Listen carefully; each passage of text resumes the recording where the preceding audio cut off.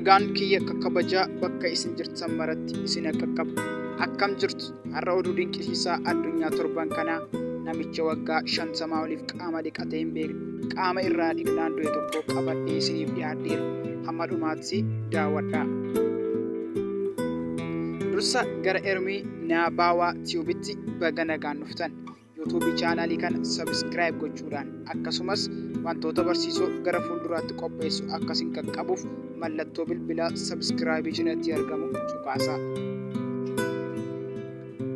Namni lammii Iraan walakkaa jaarraatii yookiin waggaa 50 oliif qaama isaa dhiqatee hin beekne ganna 94tti akka du'e miidiyaaleen gabaasan. Amuu Haji qaama isaa osoo hin dhiqatin waggaa 50 oliif turuu isaarraa kan ka'e nama xuraa'aa addunyaa jedhamuun beekama. Iraan bulchiinsa Paars keessa jiraataa kan ture Hajiin namoonni naannoo sanaa akka inni qaama dhiqatuuf irra deddeebi'anii yaalanis dhukkubaaf na saaxila sodaa jedhuun didaa ture.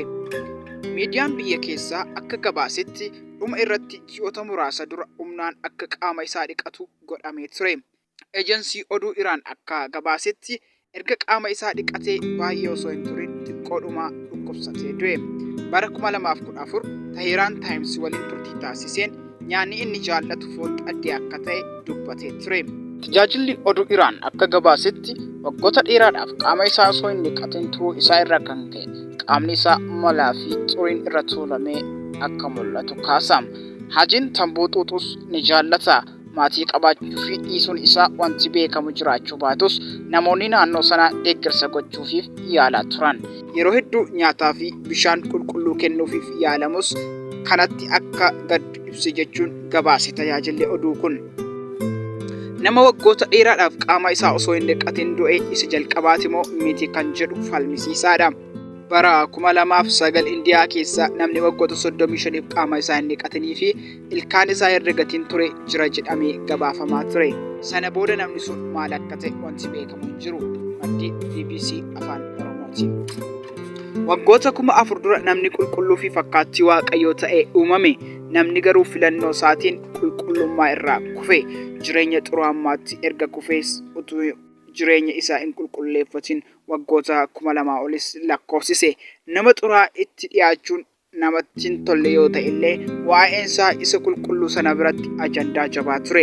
Waggoota 2000 ol xuraa'ummaa wajjin turuun isaa kan nama dinqifachiisu ta'ullee inni qulqulluun dhiiga isaatiin isa qulqulleessuu dhufuun isaa immoo dinqii ajaayibaati. Isa qulqulluu kanaan qulqullaaf namoonni muraasii tole jedhanis har'a addunyaa kana irraa 80% ol qulqullaa'uuf fedha dhabuun isaanii ajaa'iba kan biraadha. Akkuma Amuu Haji dhiqadhuu qulqullaa yegguu ittiin jedhan utuba bishaan ittiin dhiqatan jiru tasuma fedha dhabee namoonni hedduun har'as dhiigni isaan qulqulleessuuf dhangala'eetu jiru. Fedha dhabuu isaaniirraa kan ka'e ammayyuu dhiiga Yesuusiin hin qullaa'in jiru. Obboleessa koo atis yaa obboleettii koo qulqulloofteettaa? Yaaddeen dhiigni Yesuus Kiristoos siif dhangala'eera. Isatti amani. Inni si qulleessa si fayyisas. Kiristoos immoo gara Waaqayyootti isin fiduudhaaf jedhee yeroo hundumaaf akka ta'utti al tokkicha cubbuu namoota baay'eetiif dhiphateera. Inni qajeelaan foon uffatee qooda warra jal'ootaa ajjeefame. Hafuuraan immoo jiraachifameera. Cubbuu keenya yoo isatti himanne inni amanamaaf qajeelaa waan ta'eef cubbuu keenya nuuf hin dhiisa. Tokkoffaa Phexros 3:18 fi tokkoffaa Yohaannis 1:9. Hamma dhumaatti obsaan waan daawwattaniif eebbifamaa. Ergaan kun immoo namoota baay'ee bira akka ga'uuf share, like, subscribe gochuu hin dagatinaa. Nagaa Waaqayyootti turaa.